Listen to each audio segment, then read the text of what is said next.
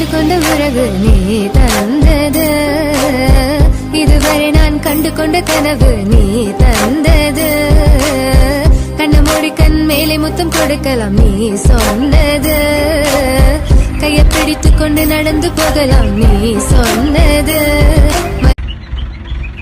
first liver வந்து right left indicator மாதிரி, second liver வந்து அப் டவுன், தேர்ட் லிவர்